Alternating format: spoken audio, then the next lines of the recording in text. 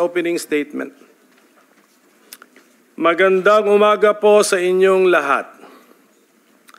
Welcome to the first hearing of the subcommittee of the Blue Ribbon Committee, which was given the responsibility of investigating the Philippine War on Illegal Drugs. Allow me to thank Senate President Chis Escudero, the chairperson of the Blue Ribbon Committee, Senator Pia Cayetano, and of course my colleagues here in the Senate, and we are just being joined by Senator Bato de la Rosa, for the trust you have placed on this representation to chair this subcommittee.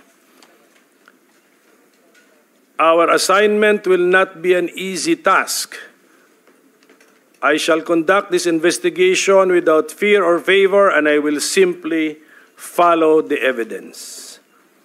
As the chairman of this subcommittee, I have construed our instruction to investigate the Philippine War on Illegal Drugs to begin with the Duterte administration, which was the first administration to use the term war on drugs to signify its prioritization of the enforcement of our anti-illegal drugs laws, all the way to the present time.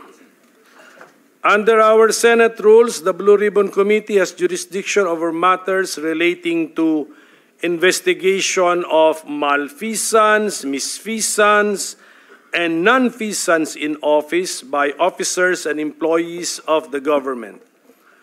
Malfeasance is intentional conduct that is wrongful or unlawful. Nonfeasance is failure to act where there was a duty to act. Misfeasance is conduct that is lawful but harms another person due to carelessness or an accident. Therefore, with the permission of my colleagues, I want to start our investigation by examining first the Duterte administration's enforcement of our anti-illegal drugs laws. How effective was the Duterte administration's war on drugs? Did it follow the law and rules? Was it compliant with the letter of the Constitution as well as with the values and principles contained in our Constitution? I am thankful to the House of Representatives Quadcom because I believe they have saved us a lot of time with the allegations which have been made before them, many of which we can take notice of for being of public knowledge, a la judicial notice. We can take notice of the grievances of people. Our hearings will be an opportunity for those who have been accused of malfeasance, misfeasance, or nonfeasance, or even just put in a bad light to respond to the allegations should they wish to do so. These hearings will also give the senators a chance to find out more about how the Philippines conducts its drug wars, which is a matter of great public interest. Let us remember what the Constitution tells us. Public officers and employees must at all times be accountable to the people, serve them with utmost responsibility, integrity, loyalty, and efficiency, act with patriotism and justice, and lead modest lives. The state shall maintain honesty and integrity in the public service and take positive and effective measures against graft and corruption. According to a case by the Supreme Court, it bears to emphasize that public office is a public trust.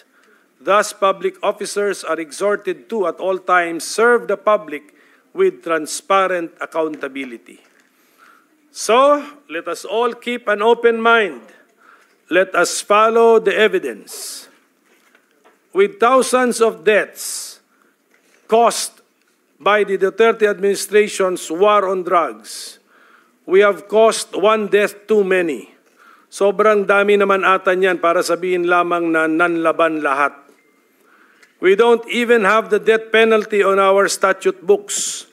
And even assuming that we had this, the state would not have executed more than 6,000 death convicts in 6 years. No state with a conscience would have done this, and this would have merited international condemnation. Let us therefore answer the cries for justice from our people. Let us reform not just the Philippine National Police, but the entire notion of public service. Ang sabi, public office is a public trust. Ano bang ibig sabihin nito? We know that something is terribly wrong somewhere. Together, let us find out what and where. Let us be objective as we analyze our problems. And let us, as much as possible, be scientific or systematic as we determine our solutions and our way out of this difficult situation we find ourselves in. So I say again, let us follow the evidence so we can uncover the truth. We want to know the truth, not only because it can set us free, but also so we can strengthen the rule of law and then heal our land. So we ask for the people's prayers. May the Almighty and all-knowing God guide us in this endeavor.